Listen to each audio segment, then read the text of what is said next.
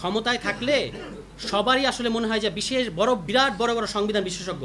নির্বাচন হলো ফেব্রুয়ারি মাসের 12 তারিখে, 3 মাসে জনগণ এই প্রশ্ন পড়ে নাই, 3 মাসে জনগণ এটা সম্পর্কে একটা মতামত নিজের মধ্যে গ্রহণ করে নাই।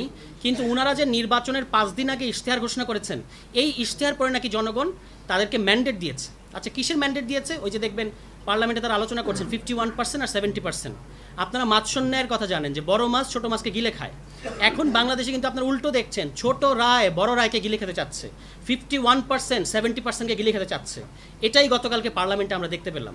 এবং ক্ষমতায় থাকলে সবারই আসলে মনে হয় যে বিরাট বড় বড় সংবিধান বিশেষজ্ঞ। একসময় সঞ্জিত সেনগুপ্ত ছিলেন বাংলাদেশের সবচেয়ে বড় সংবিধান বিশেষজ্ঞ, তোফায়েল আহমেদ ছিলেন বাংলাদেশের সংবিধান বিশেষজ্ঞ, এমনকি ওবায়দুল কাদের পর্যন্ত ছিলেন সংবিধান বিশেষজ্ঞ।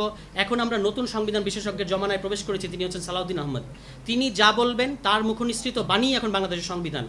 পার্লামেন্টে দাঁড়িয়ে উনি বলে দিচ্ছেন সাংবিধানিক প্রতিষ্ঠান নির্বাচন কমিশন সংবিধান লঙ্ঘন করেছেন, উনি এটা বলে দিচ্ছেন, একজন ব্যক্তি, উনি রায় দিয়ে দিচ্ছেন। তো ভাই, আপনি আদালত হন, উনারই এখন আদালত হওয়ার প্রয়োজন, মানে অবস্থা দৃষ্টিতে সেরকমই মনে হচ্ছে।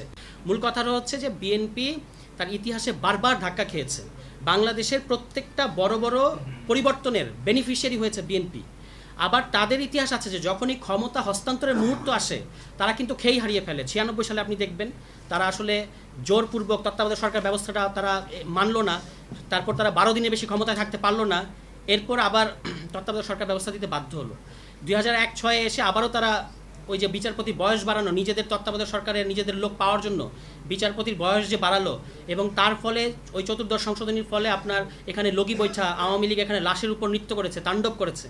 এটার নাম দিয়েছে গণতন্ত্রের পুনরুদ্ধার। আর আওয়ামী লীগ আমলে বিএনপি যখন গণতন্ত্রের জন্য সংগ্রাম করেছে, ওটার নাম কিন্তু ছিল জ্বালাও পোড়াও। বিএনপি এই সমস্ত ইতিহাস থেকে কিছুই শেখে নাই।